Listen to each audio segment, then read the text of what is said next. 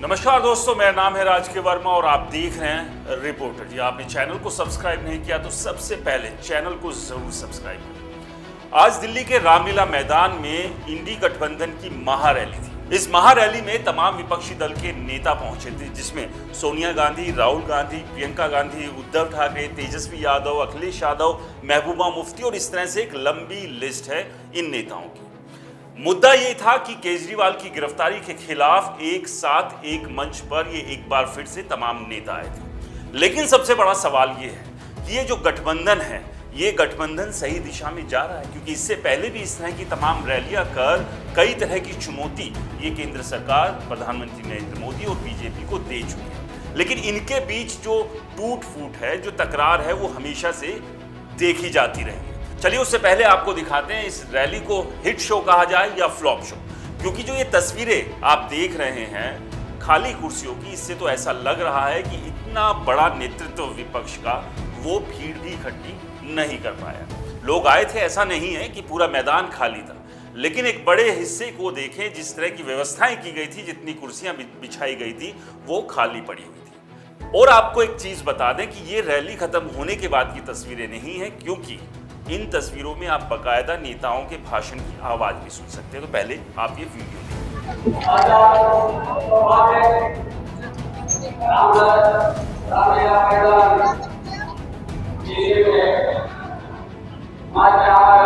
देखा, लगातार रैली से भाषण की आवाज आ रही है, लेकिन कुर्सियां खाली है। कुछ गिने चुने लोग ही इन कुर्सियों पर बैठे। कोशिश ये थी इंडी गठबंधन की कि यहां से जो केजरीवाल के खिलाफ ईडी ने मुकदमा दर्ज किया, उन्हें जो जेल के अंदर डाल दिया, उसको साधते हुए किसी तरह से बीजेपी और केंद्र सरकार को निशाना बनाया जाए और लोकसभा चुनाव 2024 में बड़ा फायदा ले ले।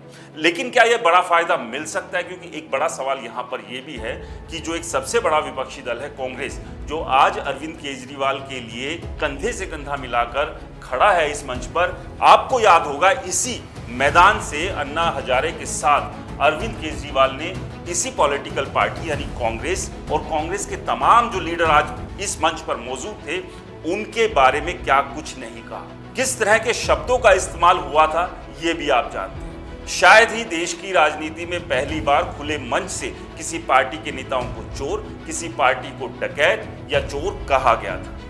जिस पार्टी के बारे में हमेशा अरविंद केजरीवाल ये कहते रहे कि ये भ्रष्टाचार के दलदल में धंसी हुई पार्टी है, आज उसी से उम्मीद कर रहे हैं कि वो केजरीवाल के लिए लड़ाई लड़ेंगे। तो अपने आप में ये दोहरा चेहरा इन विपक्षी दलों का या इन पॉलिटिकल पार्टियों को देखने को मिल रहा है। हम यहाँ बीजेपी का समर्थन नहीं कर रहे हैं, लेकिन सबसे बड़ा सवाल ये है कि आप बीजेपी के खिलाफ लड़ाई लड़ते लड़ते अचानक से कैसे इन तमाम उन राजनीतिक दलों के साथ आ गए जिनको हमेशा से आम आदमी पार्टी ने चोर, भ्रष्टाचारी कहा है। और आज उम्मीद आम आदमी पार्टी ये कर रही है कि जिन्हें कल चोर, भ्रष्टाचारी वो कहती आई थी, आज वो उनके लिए इंसाफ की लड़ाई लड़े। लेकिन सबसे बड़ा सवाल ये है कि जो न्यायपालिका के तहत या कानूनी प्रक्रिया के तहत जो चीजें चल रही है, उस पर कैसे कोई सवाल उठा सकता है?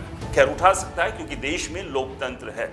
लेकिन ईडी इस पूरे मामले में जांच कर रही है। और सबसे बड़ी बात यह है कि अगर मान लिया जाए कि ईडी पर बीजेपी, प्रधानमंत्री नरेंद्र मोदी या उनके नेताओं का कब्जा है और उनके इशारे पर ईडी, सीबीआई, इनकम टैक्स या दूसरी एजेंसियां काम करती हैं, तो क्या न्यायपालिका पर भी इन्हीं लोगों का कब्जा होगा? क्योंकि न्यायपालिका ने अभी तक ना ही तो संजय सिंह और ना ही मनीष सिसोदिया को बेल दी इस मामले में, और ना ही सुप्रीम कोर्ट से अरविंद केजरीवाल को भी कोई राहत मिल पाई।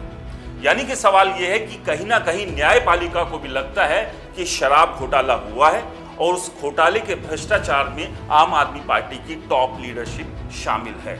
यानी कि इसी टॉप लीडरशिप के इशारों पर यह पूरा खेल हुआ था। लेकिन सबसे बड़ी बात यह है कि आज इस मंच पे तमाम जो नेता इकट्ठा हुए थे, इन खाली कुर्सियों को संबोधित कर क्या केजरीवाल को न्याय दिला सकते हैं? इस पूरे मामले पर आपकी क्या राय है, हमें कमेंट्स कर जरूर बताएं।